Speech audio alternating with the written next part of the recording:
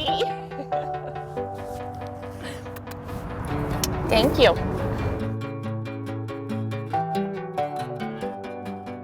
Hi, I'm John Diaz, Executive Director of United Way of St. Charles. Welcome to this edition of Living United, a local talk show that gives you a closer look at the work United Way is doing in our community. United Way of St. Charles is a local, nonprofit organization committed to bringing the community together to deliver lasting changes throughout St. Charles Parish in the areas of education, income, and health. Founded about 60 years ago, United Way is run by a local volunteer board of directors made up of community leaders from right here in St. Charles Parish. Through our 100+ programs and 29 partner agencies, it's estimated that United Way serves over 40,000 people in our area each year. In today's episode of Living United, we're gearing up for fall. First, we'll hear from Emergency Preparedness Director Ron Perry about preparing for hurricane season.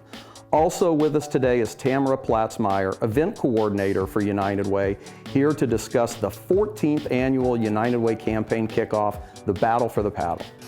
Coming up next on Living United, hurricane preparation in St. Charles Parish.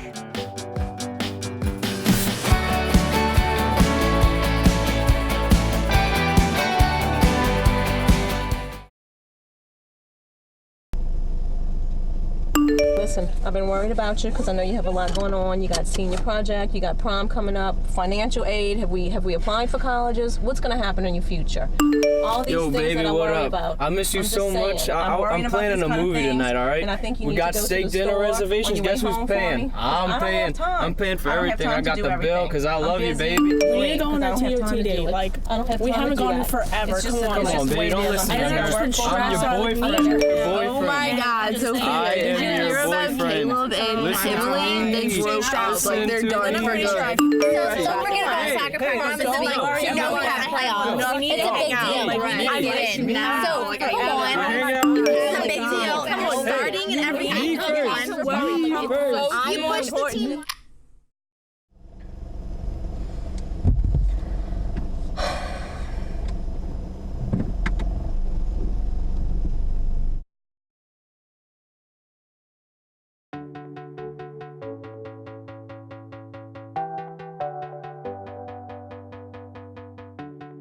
Joining us today to talk about hurricane preparedness is St. Charles Parish EOC Director Ron Perry. Ron, thanks for being here. Good morning, John. Great to be here. We were just talking before we started. I know we want to talk a little bit about hurricane preparedness, and you'd mentioned there's already a storm out there.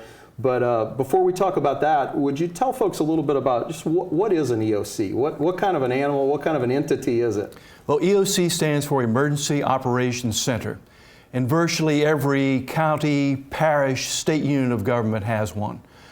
In St. Charles Parish, we are very well accommodated. We have a brand new Emergency Operations Center, just became operational in 2014.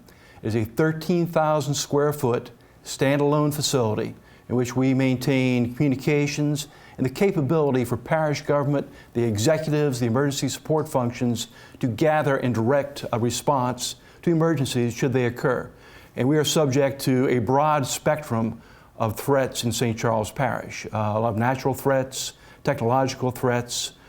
We have major industry here, so the EOC serves in a range of functions related to emergency response. And when you mention staffing, how often are you staffed? I know the answer to this, but for our viewers, 24 hours a day, we're talking somebody in the facility? Yeah, 24 hours a day, someone in the facility. We are the only emergency operations center in Louisiana that is 24 hours a day.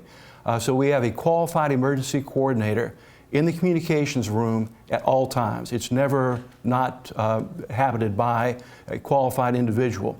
For emergency response, we would call in our executive group and our emergency support functions.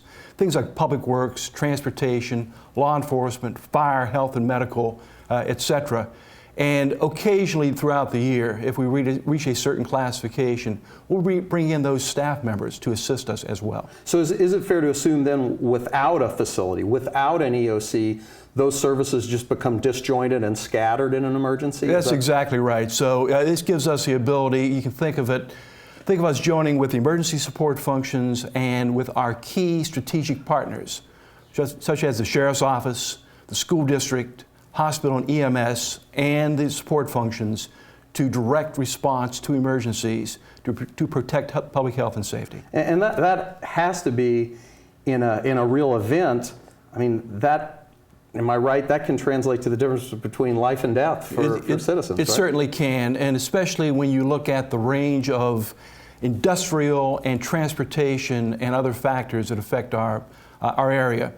A natural event like a hurricane is days and weeks occurring. So we have some time to prepare and to strategically address that threat.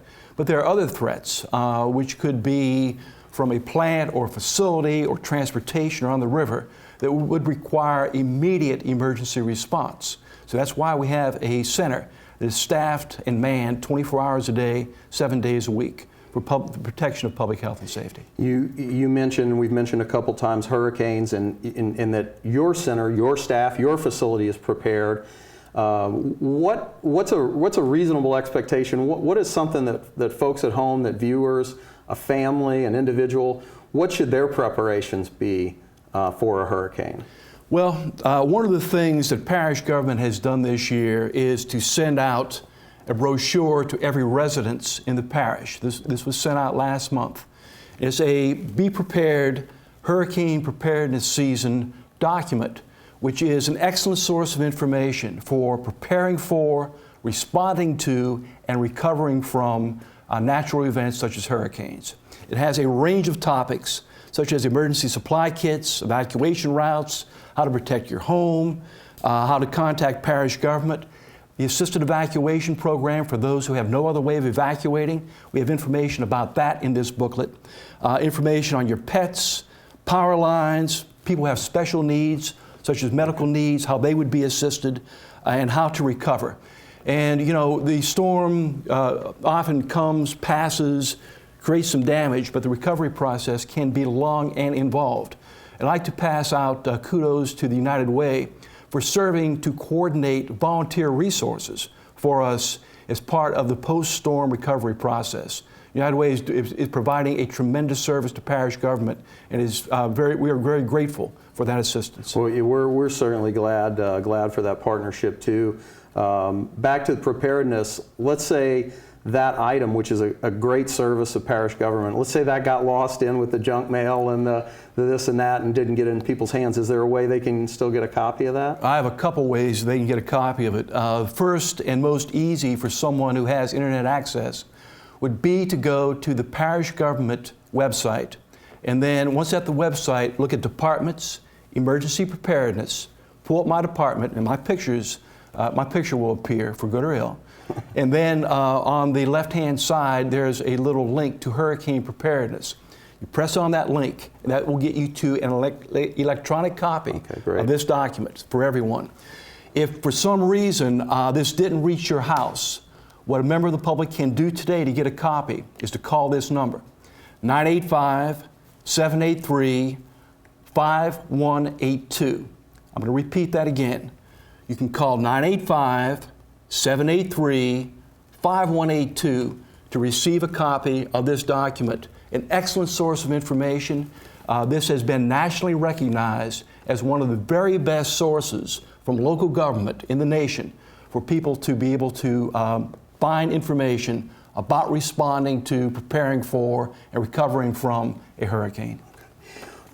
You mentioned at the beginning too, not only hurricanes, but other potential emergency situations. Is there any advice you would give the public in terms of their overall preparation outside of being just prepared for a storm? A couple things to think about. For example, we have an outdoor warning system that covers our entire parish. It is an excellent system, and if people hear the siren sound, it's not the sign for them to do anything else other than to go to radio or television for specific sources of information about what their response should be.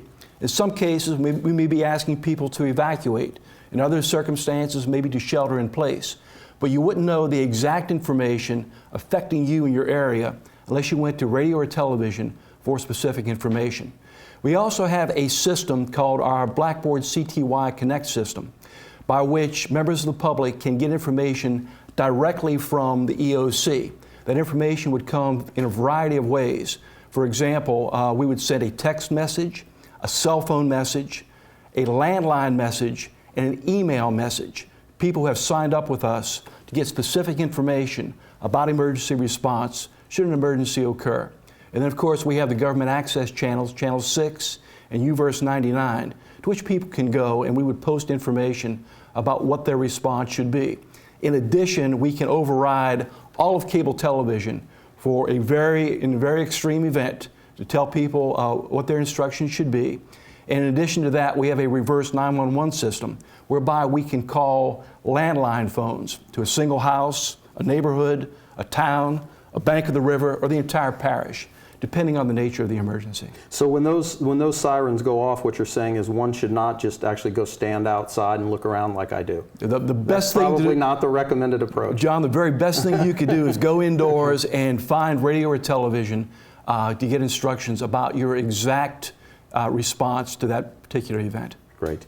And lastly, again, I want to reiterate, we're very proud to have the collaboration and be part of that EOC response team. But I'd also like viewers to know, am I correct that the EOC here in St. Charles Parish that you operate has some credentialing and some certification that's a very high level, is that right? This year we were able to become accredited under the Emergency Management Accreditation Program. There's a national program that's run by FEMA and several of the large emergency management organizations. And it is to accredit units of government and some others, for example, universities and some departments of the federal government also become accredited. But we were one of 13 units of government in the nation in 2015 to receive accreditation. Less than 1% of all units of government, local units of government in the nation are accredited, and only about 30 states up to this point. So it is a very high honor. We're pleased to receive it, and it speaks very well of the resources and the capabilities that St. Charles Parish has. Well, thanks for being here today. We appreciate your leadership and your role and the things you do to make our community better and safer. So thanks again. John, if I could pass on just a few bits of information regarding hurricane preparedness. We're entering the height of the Atlantic hurricane season, and this is typified by the Cape Verde Island season, which essentially runs from August 20th to September 20th, and there may be a storm forming as we speak. We're tracking that. Hasn't been declared yet, but it could be. So what we want to make sure is that residents have their evacuation plans set now. Essentially, if you need to evacuate, where are you going to go? How are you going to get there? And who are you going to stay with? Also, check on elderly family members to make sure that their plans have been made, as well as plans for your pets. Residents need to be mindful that we live in a flood-prone area. Our elevations in St. Charles Parish are only 3 to 5 feet. So we are subject to storm surge. 5 other parishes drain through St. Charles Parish on our west bank. So we could have a storm just pass by us in the Gulf, but have flooding that would affect us. Need to be mindful of that. Be mindful of the fact that in some scenarios we might be subject to the loss of electrical power for an extended period of time. For those residents who have medical needs related to the availability of electrical power, such as insulin, which needs to be kept cold, or compressors for oxygen, you need to have a plan for being able to provide and supply electricity, even if we do not suffer the direct effects of a storm. Well, thanks again, Ron. And it's one of those things that we have to do to be responsible, and we hope we don't need. So I really appreciate your time, and again, it's like I say, it's one of those things that we don't want to think about, but when the storms come and go by, we need to have all of those items you mentioned to maintain safety, quality of life. So thank you very much. It was a pleasure to be here. Thank you.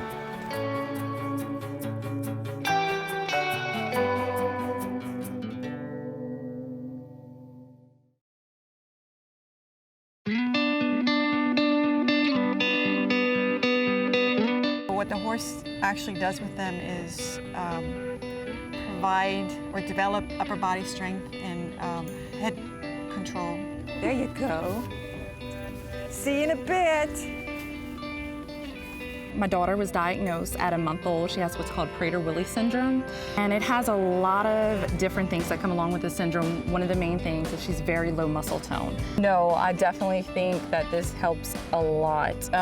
This, you could definitely tell it's working her whole core, because I mean, for her to stay center, she definitely uses all of her muscles, and I guess you don't really realize how much you use it to stay on a horse as they're walking, and it's kind of shifting you back and forth for her to stay center.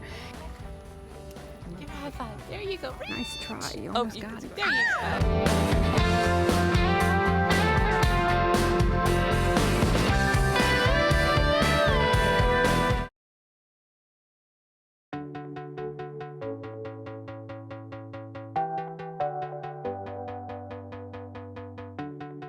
Here to speak with us about the upcoming United Way of St. Charles Battle for the Paddle is event coordinator and United Way staff Tamara Platzmeyer. Tamara, thanks for being here today. Thanks for having me, John. So it's getting to that time of year that you know so well, the Battle for the Paddle. First off, when is the date of the event? The date is going to be Thursday, October 1st at the West Bank Bridge Park. And tell us about the event. I mean, if you live in St. Charles Parish, you probably know about it, but give us a picture. What kind of things go on there? So basically, this is the 14th year for the Battle for the Paddle. It serves as the United Way of St. Charles campaign kickoff. A little bit about the history of it. Back in 2000, a group of volunteers from United Way got together and decided to come up with a cook-off. It was probably about 5 volunteers. They had about 10 teams participate.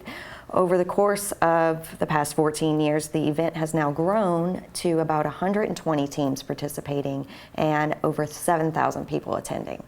So that's phenomenal growth, and I understand there's also some new additions, some new things this year. Yes, we're very excited this year. We're going to have a new stage and a new sound system provided by Proclamation Audio. We'll also have Impulse Entertainment provide DJ music, and then beginning at around 5, we'll have live music from the Mixed Nuts this year. So we got food and a full-on concert, essentially. Yes. And when you mention 123 teams, who can register? Who are those teams? What do they have to do to register? Basically, anyone can participate. It's 4 members to a team. You can go to our website to download the registration form, mail in your form, email it to me. It's $150 per team to participate. And that's basically it. If you can cook, you can participate. And what are the teams cooking? What are a little bit of the rules? What's eligible? So there are 2 categories, jambalaya and gumbo. The jambalaya is a traditional jambalaya made with rice, and we actually have a list of the rules on our website that'll give you a little bit more details about what those rules are. And I know you mentioned the date, but I can't recall if you mentioned the time. What are the times? Well, so if you're participating as a team, setup's going to begin at about 8 a.m. and cooking will start at 11 a.m. All the teams start their cooking at the same time. If you are attending to come and taste test, it's $5 to enter, and you can get in at 3 p.m. and the event will end at 7:30. And what about parking? If I'm coming to the event to attend, I want to come there and have a good time, what are my options? We are offering, we've partnered with the schools, and they're offering free shuttles to the event.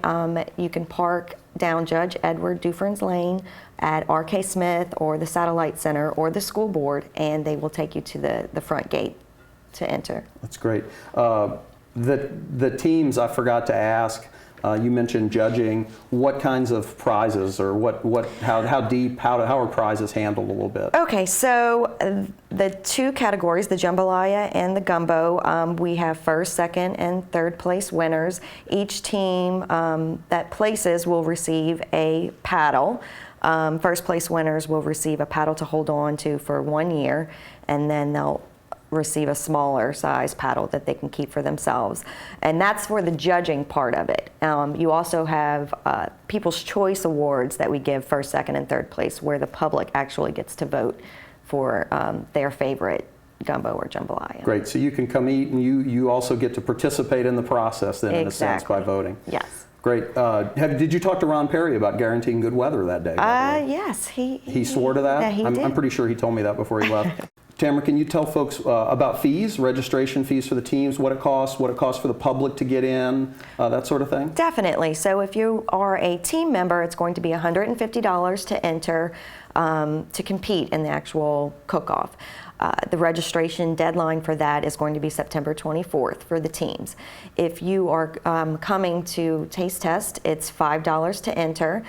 Children 10 and under are free. And we'll have $1 soft drinks, $2 beers. They'll have some children's activities. So those are the fees. So just to be clear, $5 for an adult, and you mentioned last year 123 teams. All you can eat. It's on. It's on. You can do the most damage you can for that. Right. $5 will get you 123 teams of gumbo and jambalaya taste testing. Great. Well, I appreciate you being here, and it's a fun event, and it's also, as you mentioned earlier, the kickoff of the United Way campaign, which we know supports programs that serve over 40,000 of our residents. So those residents can come out and have a good time and actually help their own community. So thank you for all your effort on that event. It's just a great event. Thank you. Thanks again for joining us for this month's episode of Living United. We hope we've provided some valuable information regarding storm preparation and emergency preparedness in general. And we also hope you'll join us on October 1st at the Battle for the Paddle. This is a fun, family-friendly event. It's a great way to spend a Thursday afternoon, and it's also the kickoff for our annual fundraising campaign, which makes United Way efforts possible. Remember, this is your community. Give, advocate, volunteer, live united.